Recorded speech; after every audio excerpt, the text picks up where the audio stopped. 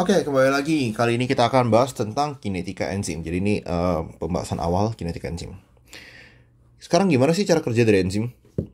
Enzim itu kan sebagai berikut. Jadi, misal kita ada suatu reaksi, suatu substrat bereaksi menjadi suatu produk.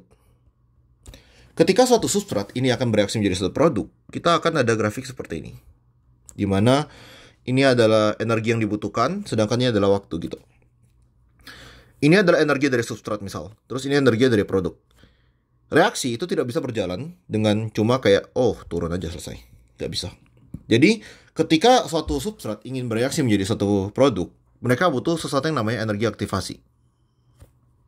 Ini namanya energi aktivasi.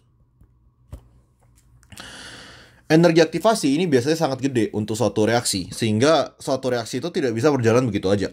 Ya, sebagai contoh, misal kita ada kertas. Mungkin nggak kertas tuh tiba-tiba itu jadi arang. Ya kan reaksi dari suatu substratnya kertas, produknya adalah arang. Kertas tuh nggak mungkin tiba-tiba bereaksi jadi arang. Mengerikan ya kalau tiba-tiba kalian ada kertas kok kebakar sendiri gitu. Kita butuh suatu energi aktivasi. Siapa? Api. Ya kan? Ketika kita kasih api, maka kertas tuh bisa bereaksi menjadi arang. Jadi kita butuh energi aktivasi. Demikian juga dengan reaksi tubuh kita. Misalnya kayak contoh, reaksi pertama pada glikolisis itu adalah glukosa. Jadi glukosa 6 fosfat. Reaksi ini bisa aja terjadi secara spontan. Ya, bisa aja. Tapi itu butuh energi aktivasi yang luar biasa tinggi kan. Nggak mungkin tiba-tiba glukosa jadi glukosa 6 fosfat. Kita butuh energi aktivasi. Disinilah kerja dari enzim. Dimana enzim, dia itu menurunkan energi aktivasinya jadi kecil. Jadi ini keberadaan enzim menurunkan energi aktivasi. Itulah fungsi enzim sebagai suatu biokatalis. Jadi katalis adalah sesuatu yang mempercepat reaksi gitu. Oke, jadi misalnya contoh di sini, katalis itu bisa jadi misal kalau contoh di kertas tadi misalnya katalisnya adalah alkohol. Kertas kalau dikasih alkohol, begitu dia kena api dikit aja, dia langsung terbakar. Jadi alkoholnya adalah katalis dari reaksi ini. Seperti itu. Oke, berikut ada kerja dari enzim ya. Misal aku ada suatu substrat. Ketika aku tambahin enzim, maka substrat ini akan bereaksi menjadi ini. Mereka akan bentuk namanya kompleks enzim substrat. Baru ini mereka akan bereaksi lagi, kemudian menjadi enzim produk. Kayak gitu. Untuk kita menguji kuantifikasi dari kuantifikasi kinetika enzim, kita bisa pakai grafik ini. Di mana ini adalah konsentrasi dari substrat, ini adalah kecepatan dari enzim. By the way, kalau misalnya aku menggambarkan sesuatu kayak gini, ini artinya konsentrasi ya, konsentrasi dalam satuan molar. Molar. Jadi kalau konsentrasi kayak gitu, misal kayak ya aku misal tulis HCl ini berarti artinya konsentrasi dari HCl kayak gitu. Oke, kita akan dapat grafik itu modelnya seperti ini. Di mana mereka itu ada satu titik saturasi ini yang kita kenal dengan nama Vmax atau kecepatan maksimal. Untuk kalian bisa memahami lebih lanjut tentang grafik ini, aku ada satu analogi. Misal nih, kita ada pulau, itu ada pulau A sama pulau B. Jauh nih pulau A sama B. Terus aku ada kapal yang dia mampu mengangkut 100 orang. Kita ada orang dari pulau A yang mau ke pulau B. Karena jauh, mereka mau nggak mau harus naik kapal. Gimana kalau misalnya aku ada satu orang dari pulau A yang mau ke pulau B? Berarti satu orang ini naik kapal terus ke pulau B. Maka sebenarnya kalau kita bisa definisikan ya, kalau V0, suatu kecepatan enzim itu adalah delta dari S, banyaknya substrat yang berpindah ya dari delta T. Tapi ya kita abaikan dulu deltanya, langsung aja kita bilang sebagai S dibagi dengan T. Gitu ya. Maka kecepatannya adalah, sebutlah kapal ini butuh 1 jam lah ya, 1 jam. Berarti dia memindahkan satu orang tiap 1 jam, V0-nya adalah 1. Gimana kalau misalnya aku naikin jadi 10 orang? Maka tinggal kita ganti di sini, S-nya adalah 10 kan. Maka dia 10, V0-nya jadi 10. Kita bisa lihat, seiring kita tambahkan substrat, makin banyak substratnya, maka kecepatan juga makin naik ke atas, ya kan? Dimana tadi satu orang kecepatannya cuma 10 orang, sekarang kecepatannya adalah 10. Naik. Gimana sekarang kalau misalnya 50 orang? Ini jadi 50. Makin naik lagi, ya kan? Tapi perhatikan ketika aku udah punya 100 orang. Dia mencapai titik saturasi. Kenapa titik saturasi? Kalau misalnya ini jadi 101 orang, gimana? Maka bisa nggak kapal ini ngangkut 101 orang? Nggak bisa kan? Karena nggak bisa, ya udah. Satu orang ini nggak bisa naik. Satu orang ini harus tinggal dulu, baru kapalnya balik. Harus bolak-balik, baru dia bisa ngantar satu orang ini. Gitu. Maka ada satu titik, kita bilang titik saturasi, di mana seiring kamu nambahin substrat, kamu nggak akan ada kenaikan laju enzim. Mau ini 100 orang, mau ini 200 orang, mau ini 1000 orang, 1000 orang, laju dari reaksi itu tidak akan meningkat. Gitu. Inilah konsep dari titik saturasi, titik Vmax, gitu. Nah, grafik ini kita ditulis secara matematika oleh namanya persamaan Michaelis-Menten. Persamaan Michaelis-Menten. Jadi pada persamaan Michaelis-Menten, aku nggak bakal jelasin cara mendapatkan rumusnya karena aku sendiri tidak paham, itu lebih ke biokimia banget. Aku nggak usah jelasin, tapi kita langsung tahu aja ada rumus kimia sebagai berikut. Rumusnya sebagai berikut. Fenol sama dengan Vmax dikalikan S per Km ditambah S. Ini adalah persamaan Michaelis-Menten. Dari persamaan Michaelis-Menten ini, kalau misalnya aku pisahkan S itu, jadi aku pisahin jadi kayak gini ya. Fenol sama dengan X. Jadi fenol sama dengan Vmax per Km plus S. Ini jadi kita kurung dikalikan dengan S. Maka di sini kita dapat suatu persamaan Y sama dengan MX plus C. Nah ini plus C-nya mana? Plus 0. Jadi nggak ada ya. Kenapa plus 0? Karena kalau kita perhatiin di sini, sumbunya ini kan mereka pas mulai di titik 0,0 ya. Jadi nggak ada pergeseran ya oleh konstatannya. Jadi ya ini plus C gitu. Ini adalah gradiennya, ini adalah sumbu X, ini adalah sumbu Y. Bisa kita lihat sumbu X-nya benar S, sumbu Y-nya benar V0. Kayak gitu. Oke, jadi ini adalah grafik kinetika enzim berdasarkan persamaan Michaelis-Menten.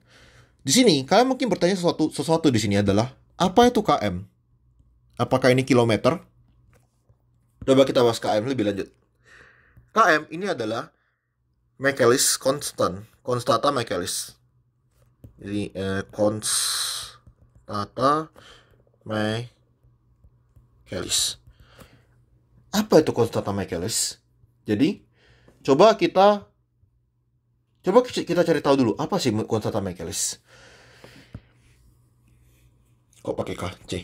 Ini. Jadi secara definisi konstata Michaelis itu adalah substrat yang dibutuhkan untuk mencapai setengah Vmax. Oke, jadi itu ya. Ini secara definisinya kayak gitu. Kalian mungkin bertanya sekarang, untuk apa kita tahu setengah dari Vmax gitu kan? Untuk apa? Kenapa setengah dari Vmax ini sangat signifikan? Realitanya adalah kita tidak pernah bisa mengukur Vmax dari enzim. Karena untuk mencapai Vmax dari enzim itu susah banget lah intinya. Karena kalian lihat di sini, aku bikin saturasi itu di atas dari Vmax-nya di sini. Karena apa? Nilai grafik ini itu dia sifatnya asimtot. Oke, asimtot di mana dia tuh tidak akan bisa mencapai titik Vmax yang sejatinya. Kalian butuh secara matematis kalian butuh substrat yang sifatnya infinity untuk kalian bisa mencapai Vmax. Dan ya intinya itu tidak memungkinkan lah, tidak bisa diukur. Maka biasanya kita aproksimasinya adalah setengah dari Vmax. Vmax itu suatu nilai yang sulit untuk diukur. Makanya kita pakai signifikansi setengah dari Vmax. Itulah Km. Oke, jadi konstanta Michaelis itu substrat. Maka dia itu adalah satuannya molar ya. Km ini satuannya molar, bukan satuan kecepatan. Secara matematis, coba kita lihat ya. Misal fenol sama dengan Vmax S per Km plus S. Tadi kan kita bilang bahwa Michaelis constant ini adalah ketika mencapai setengah dari Vmax ya, maka kita bikin V0 itu sama dengan Vmax per 2. Ini artinya ya setengah dari Vmax. Boleh kita tulis ini ya, Vmax per 2 sama dengan Vmax S per km plus S. Gini ya. Terus misal kita masukin jadi ini ya, 2 Vmax S, kita tukar dikit. Gini aja. 2 Vmax S sama dengan Vmax, ini kan tinggal km plus S gini ya. Ini kan naik sini, ini juga naik sini gitu. Di sini kita boleh coret Vmax sama Vmax. Gitu kan. Maka kita ada dua kali substrat sama dengan km ditambah substrat. Ini berarti kalau kita mau kurangin, ini kita kurangin dengan substrat, ini juga kita kurangin dengan substratnya, maka kita dapat km sama dengan substrat. Oke. Di sini ini adalah pembuktian bahwa pada ketika kecepatan itu setengah dari Vmax, kita mendapatkan nilai dari konstanta Michaelis. Jadi kurang lebih di sini ya. Kalau anggaplah ini Vmax, kita aproksimasi mungkin di sini setengah Vmax ya. Mungkin di daerah sini ini adalah setengah dari Vmax. Maka di sini kita mendapatkan km. Lalu setelah kita tahu km, apa sih signifikansi dari kita mengetahui km? Apa sih pentingnya kita mengetahui km? Misal aku ada grafik enzim yang kedua, misal kayak gini.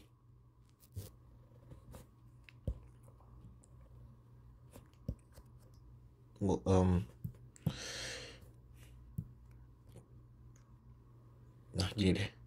Perhatikan bahwa grafik yang merah, enzim yang kedua ini, dia punya nilai Vmax, sebutlah sama aja ya dengan yang warna biru. Tapi kita lihat titik km-nya dia di mana. Dia punya km yang lebih rendah. Misal aku ada enzim yang ketiga. Vmax-nya sama, tapi km-nya lebih tinggi. Coba kita coba kita logika sekarang. Apa sih signifikansi dari km? Km ini adalah substrat yang dibutuhkan untuk mencapai setengah dari Vmax. Artinya apa? Kalau kita bilang km ini seakan-akan mencerminkan afinitas dari enzim. Ya, jadi dia itu mencerminkan afinitas dari enzim. Enzim yang punya km yang rendah, nilai km yang rendah, artinya dia punya afinitas yang tinggi. Kok bisa? Coba kita lihat yang warna merah. Enzim yang warna merah itu dia butuh km yang rendah. Ya, dia butuh km yang rendah. Artinya apa? Dia cepat mencapai nilai setengah Vmax. Gitu. Kalau km-nya tinggi, afinitas dari enzimnya rendah. Kalau misalnya km tinggi, afinitas dari enzim itu rendah. Gitu. Contoh yang ungu. Yang ungu ini kan grafiknya landai banget, ya kan? Karena dia landai, artinya dia susah mencapai setengah dari Vmax. KM-nya tinggi. Oke, jadi secara nggak langsung, KM itu dia menunjukkan afinitas dari enzim. Semakin rendah KM, semakin tinggi afinitas enzim. Semakin tinggi KM, semakin rendah afinitas dari enzim. Jadi hubungan mereka terbalik ya. Oke, sekian tentang kinetik awal dari kinetika enzim dan juga grafik Michaelis-Menten.